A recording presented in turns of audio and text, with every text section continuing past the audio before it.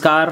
नमस्कार. महाराष्ट्रातल्या लोकनाट्य तमाशा परंपरेचा अभ्यास करताना मला खूप माणसं भेटली आणि खूप एक असं आदरणीय व्यक्तिमत्व की ज्यांचं वय 84-85च्या वरती आहे असे शाहीर रामहरी भाट पेडकर यांचे जवळजवळ 104 व्हिडिओ महाराष्ट्रातल्या सर्व रसिकांच्यापर्यंत कानाकोपऱ्यात पोचलेले आहेत.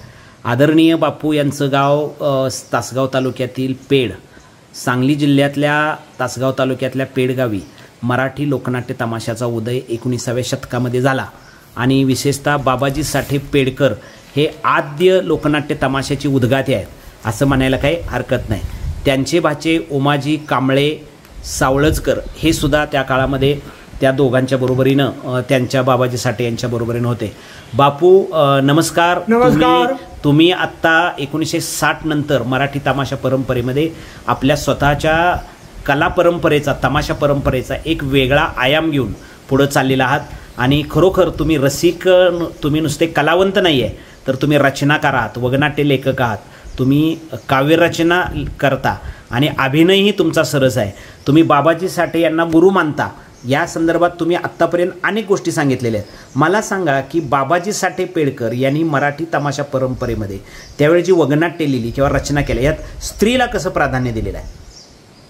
शीघ्र कविरत्न बाबाजी पेडकरांनी त्यांच्या प्रत्येक वगात महिलेला देवता मानलेला आहे. हो. असं म्हणजे तसे बाबाजी माझे गुरु, म्हणजे प्रत्यक्ष मला त्यांच्याकडून शिक्षण घेता आलं नाही, परंतु गुरु द्रोणाचार्य यासारखी माझी बाबाजींची मूर्ती नजरेसमोर ठेवून मी एकलव्यासारखं त्यांच्याकडे बघून प्रार्थना करतो, बाबा माझ्या लिखाणात तुमची थोडीशी छायाकृपा असावी असा उद्देश नेहमी बाबाजींच्या बाबतीत बोलत असतो. तसंच अण्णाभाऊ साठे यांचा माकडीचा माळ, आवडी कादंबरी, तुम्हाला सांगतो वारणेचा वाघ चित्रपट, तसंच वाटेगावचा क्रांतीवीर फकीरा, या वगनाट्यातनी, या चित्रपटातनी अण्णाभाऊ साठ्यांनी सुद्धा स्त्रियांना फार मोठं प्राधान्य दिले. आता या दोन्ही साठ्यांनी, म्हणजे अण्णाभाऊ साठे हे नंतर झाले, पण त्याच्या अगोदर आद्य तमाशगीर ज्यांनी तमाशाची निर्मिती केली, ज्यांनी तमाशा म्हणजे काय हे सर्व जगाला दाखवून दिलं, शीघ्र कविरत्न बाबाजी पेडकर ते अगोदर जन्माला आले. पण या दोन्ही माणसांचं जे काही मार्गदर्शन आहे त्या मार्गदर्शनावर मी नेहमी अभ्यास करत असतो. वा वा. आणि महत्त्वाचा मुद्दा, त्याने आता महिलांना प्राधान्य दिले, मग आपणही दिलं पाहिजे. मग वगाच्या सुरुवातीला माझं वगनाट्य रजवाडी. कोणतं? त्या काळात सामाजिक, कौटुंबिक, ग्रामीण असली वगनाट्यच नव्हती, म्हणजे 1960 काळात. आणि नंतर मग कौटुंबिक, सामाजिक सगळी रजवाडी वगनाट्य बापू असायची. सगळी रजवाडी वगनाट्य पहिली. मग गणपत मानेने सुद्धा पहिलं वगनाट्य रजवाडीच लिहिलं, भिल्लाची टोळी. मग त्या काळात, त्याच्या अगोदर मी माझ्या म्हणजे पेडकरांच्या तमाशात एक वगनाट्य लिहिलं होतं, ते 5000ची खंडणी. किती साली? ते बघा, मला वाटतंय 63-64 साली. बर. मग त्या वगनाट्याचं लोकांनी काही नाव बदलून, कुठे ह्यातला सीन त्यातला सीन त्यात असं करून त्या वगनाट्याचं ते करतात, पण नेमकं त्या पद्धतीनं होत नाही. आता त्या वगनाट्याची सुरुवात करताना सुरुवातीला लेक्चर, समर्थ देश बांधव नागरिक हो माझे आश्रय जाते, यांचे चरणी माझी प्रथमात प्रथम लेकराची नम्र विनंती. बंधनो, शीघ्र कविरत्न बाबाजी पेडकरांच्या आश्रयाखाली चालत असलेला तमाशा शाहीर रामहरी भाट पेडकर हा नवीनच 2 वर्ष झालं तमाशाने होत. या तमाशा फाडातून सादर केलं जाणारं वगनाट्य रजवाडी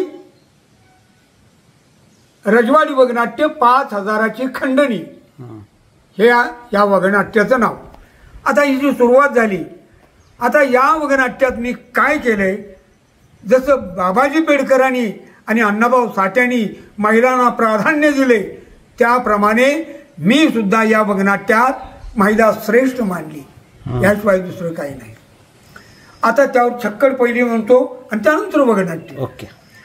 महिला माता भारतीयांची, बहीण भावाची, आठवण होते भावबीजेची, प्रेमे भावाला ओवाळण्याची, महिला आई मुलाची, दाशी बालसंगोपनाची, मूर्ती सरस्वतीची, मुलांना ओढ लावते शिक्षणाची, महिला पत्नी क्षणाची, माता अनंत जन्माची, सेवा करते पतीची, खरी खान सौभाग्यवतीची, महिला आई शूरवीरांची, महिला आई वीरांची, शूरवीर भारतपुत्रांची, राजा शिवरायाची किंवा या जिजाऊ मातेची, महिला माता माया आईची, कल्पवृक्ष छाया बापाची, माया बहिणीची, सख्या रक्ताच्या जिवाळ्याची, प्रीत बायकोची, धनदौलतीची.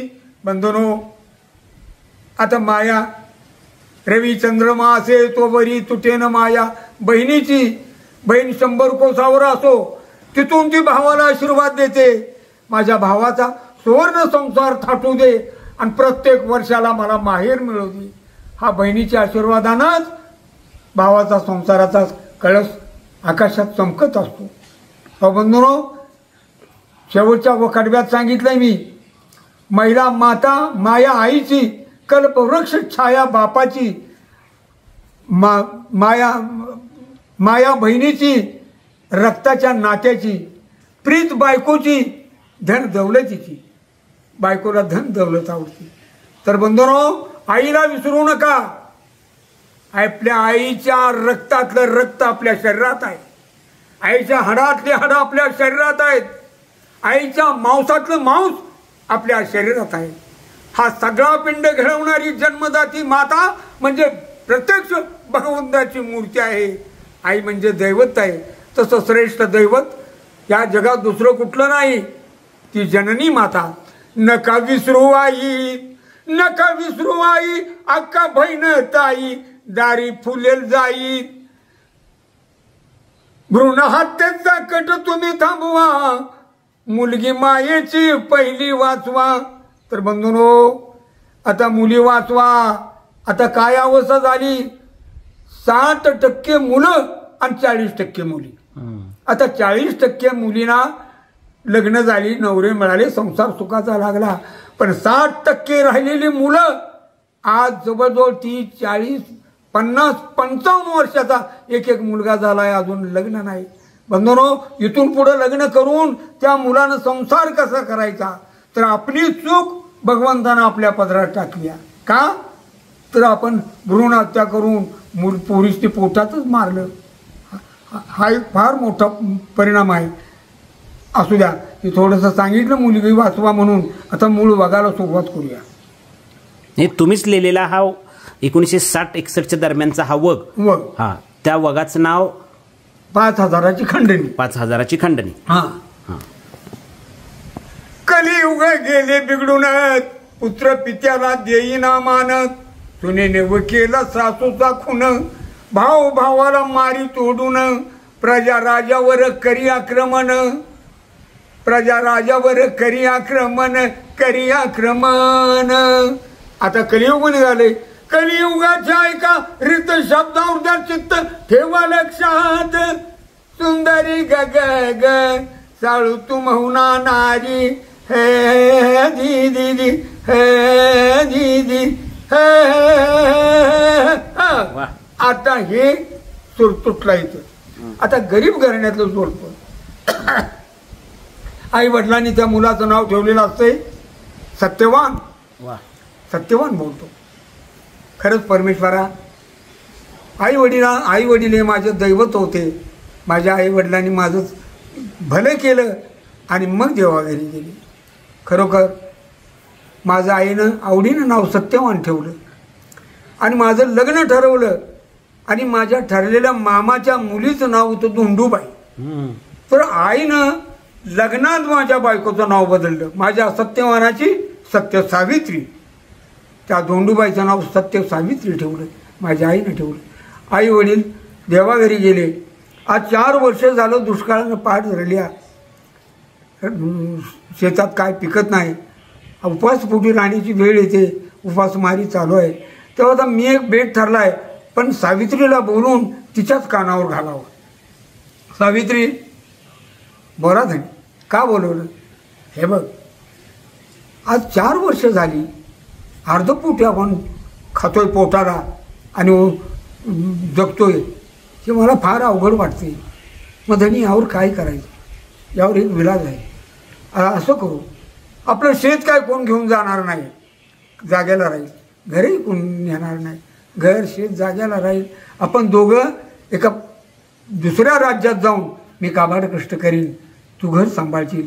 कुठल्या तरी माऊलीच्या किंवा आईवडिलांची माया देणारी माणसं जगात भरपूर आहेत, त्यांच्या आश्रयाला राहू आणि जायचं आपण.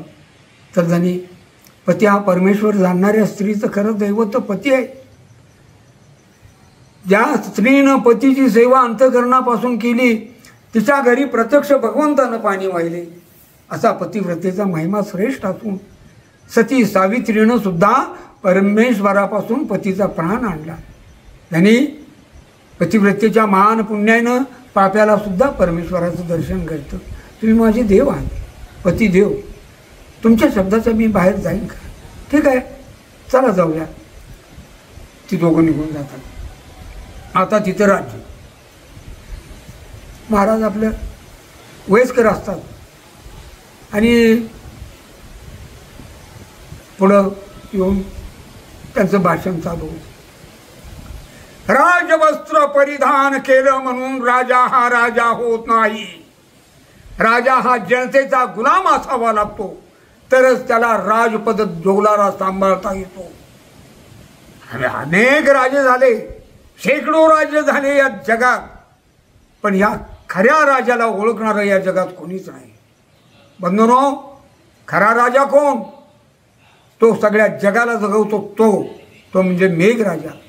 मेघराजा जर पडला नाही तर शेती पिकणार नाही, प्यायला पाणी मिळणार नाही, वनराईत जंगलं सुकून जातील, ओलेपणा राहणार नाही, प्यायला पाणी नसल्यामुळे चिमण्या पाखरं मरून जातील, मग माणसं तर कशाला जगतील, अशी अवस्था झाली असती. आता या मेघराजाचा मांडलिक राजा कोण? तर माझा शेतकरी राजा. जमिनीची मशागत करतो आणि मेघराजाला हात जोडतो, बाबा आता केले कष्ट, तुझ्या आगमनाशिवाय हे पिकणार नाही. पावसाला हाक मारतो. पूर्वीच्या काळात शेतकऱ्याच्या हाकेवर पाऊस येत होता. म्हणजे खरा राजा मेघराजा आणि त्याचा मांडलिक राजा म्हणजे शेतकरी राजा. ठीक आहे, असू दे. आज अजून दरबारात कुणी दिसत नाही, ठीक आहे, अजून हवलदार इथं आले नाहीत, ठीक आहे, पण विक्रमप्रधानजी का आले नाहीत?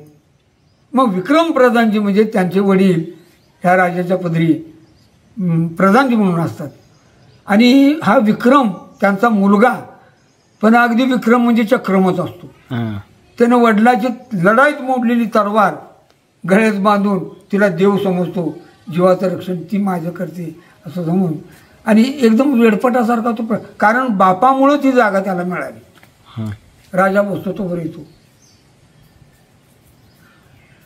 या राजधानीचे सूत्रधार म्हणजे आम्ही. महाराजांनी या राजधानीची 4 सूत्र आमच्या हाती दिलेत, आम्ही राज्य सांभाळतो. राजे आता दरबारमध्ये आलेले आहेत, त्यांना राजशाही थाटाचा मुजरा करणं हे माझं पहिलं काम आहे. सलाम अलैकुम महाराज. काय गाढव आहात प्रधानजी तुम्ही? हा काय राजशाही थाटाचा मुजरा झाला? सलाम अलैकुम प्रधान, सलाम अलैकुम म्हणता. राजे, शात माझी चूक नाही. मी माझ्या वाड्याच्या बाहेर पडलो तर मकबूल मुल्लाचं घर माझ्या वाड्यासमोर आहे. नेहमी मी दाबात चालत असताना सलाम अलैकुम प्रधानजी साहेब, मी विचारा म्हणतो अलैकुम सरदार. ही कसं झालं महाराज? पण तुम्ही काय चूक केली? सलाम अलैकुम महाराज म्हणजे अलैकुम सलाम तुम्हाला येत नाही काय? शिकू काय? गाढवपणा थांबवा. हा मुजरा आहे का? ठीक ठीक, आता मला परत दुसरा मुजरा शोधला पाहिजे. हां, आलं ध्यानात. जोहार मायबाप जोहार. काय गाडू आहात तुम्ही? अहो, जोहार मायबाप हा मुजरा कुणाचा? का हो, संत महात्मा चोखोबा पांडुरंगाचा भक्त. अहो, भिंतीत गावला, त्याच्या हाडातून पांडुरंगाचं नाव निघालं. अशा महासंताचा जोहार मायबाप हा मुजरा आहे. तुम्हाला वाईट वाटतंय काय? आपण हा राजघराण्यात घेण्यासारखा मुजरा नाही. आणि हे काय केले? अर्धी तलवार गळ्यात अडकवली. राजे, तेच तुम्हाला सांगणार होतो मी. माझ्या वडिलांनी मरतेवेळी मला सांगितलं, जीव सांभाळ, तुला पराक्रम करता येईल. जीव गेल्यानंतर पराक्रम करता येणार नाही. त्यासाठी माझ्या वडिलांची लढाईत मोडलेली अर्धी तलवार आत माझा जीव आहे, त्याच्या जीवाच्या वर बांधली. तिला मी माझा जीव वाचवणारी माझ्या बापाची तलवार समजतो. वा, किती गाढव आहात हो तुम्ही. अहो, ती मोडलेली तलवार तुमचा जीव कसा वाचवेल? तर दुसरा बोलतो, प्रधानजी, माग कांचनपूरला लढाईला आपण गेलो. धूमचक्री लढाईची चालू झाली आणि तुम्ही पळ काढून निघून गेला आणि वाड्यात जाऊन बायकोचं जुनं पातळ अंगावर घेऊन झोपला. हा काय तुमचा पराक्रम? काय सांगता हवालदार? सांगतात ते खरं आहे का? खरं आहे राजे, लबाड बोलायचं नाही. जीव वाचलो तर पराक्रम करता येईल. समजा त्या लढाईत घुसून जर माझी मान छाटली असती तलवारीला, मी जिवंत राहिलो असतो.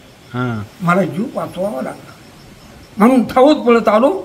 बायकोला सांगितलं कडी लाव आणि जुनं पातळ घे. तिच्या अंगावर पातळ घेतून झोपली. काय वीर आहात तुम्ही. बायकोला जुनं पातळ मागितलं आणि ती अंगावर पांघरून घेऊन झोपलो. अहो, राज्यात काय चाललंय हे तर तुमच्या कानावर आहे का?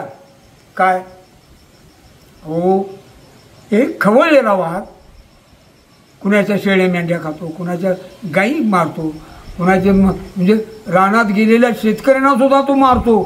एवढा खवळलेला वाघ आहे. मग त्या वाघाला मारणारा आपल्या राज्यात कुणी आहे का? नाही. असताना महाराजे तुम्ही का विचार करता? हा विक्रम प्रधानजी एकच वाक्य आहे. त्या वाघाला चारी पायाला दोरी बांधून तुमच्या समोर आणून ज्या वेळेला मी मुंडकं कापेन त्यावेळेला माझा पराक्रम तुम्हाला दिसेल. बस बस झालं, बस झालं. तुम्ही किती पराक्रमी आहात कळले आम्हाला. बरं ठीक आहे, मग दौंडी द्या. दौंडी द्या. काय दौंडी द्यायची? तर असा वाघ खवळलेला आहे आणि त्या वाघाला जो कोण मारेल त्याला मुख्य सेनापतीची जागा आणि 10,000 रुपये इनाम दिला जाईल. हवालदार, अशी दौंडी करा. दौंडी करा म्हटल्यानंतर ती मागे येतात. त्यावेळेला सत्यवान आणि सत्यवानाची बायको सावित्री. बापू, खूप सुंदर तुम्ही पहिला प्रवेश या तुमच्या वगनाट्यातला सांगितलेला आहे. अगदी 60-61चं तुमच्या उमेदीच्या काळातलं हे वगनाट्य आहे, 20 वर्षाचं असताना. आणि तुम्ही हे नवीन नुकतंच हे वगनाट्य तुम्हाला आता सुचलेलं आहे. आत्तापर्यंत बापूंचे अनेक व्हिडिओ आपण केले, त्यांची अनेक अलीकडच्या काळातली मुलगी वाचवा मायेची किंवा हुंड्याने बाशिंग बांधले वगैरे अनेक गाजलेली वगनाट्य त्यांनी सामाजिक स्थितीपर लिहिलेली होती आणि ती गाजलेली होती. पण तुमचं हे रजवडी जुनं वगनाट्य तुमचं आहे ना? आणि हे खूप जुनं वगनाट्य की आता तुमच्या स्मरणातनं विसरलेलं होतं. या वगनाट्याचा अगदी प्रारंभ, त्याचा सुरुवातीचा सिलकार, त्यानंतर त्याच्या वगनाट्याचं कथानक तुम्ही सांगत पुढे चाललाय. मग हे वगनाट्य सुरुवातीला तुम्ही कुठे केलं? हे वगनाट्य सुरुवातीला पेडमध्ये, सिद्धनाथाच्या मंदिरासमोर. मग तिथं पेडमध्ये वगनाट्य केल्यानंतर गोठेवाडीची लोक बघायला आली. हे भारी वगनाट्य झालं आणि हे वगनाट्य आमच्या गावाला केलं पाहिजे साहेब. मग तिथून गोठेवाडीला केलं, पुन्हा येळावीला केलं, तुर्चीला केलं, म्हणजे आपल्या जवळपासच्या केलं. त्यावेळेला कोणता बॅनर होता तमाशाचा? तमाशाचा बॅनर कोणता होता त्यावेळेला? तमाशाचा बॅनर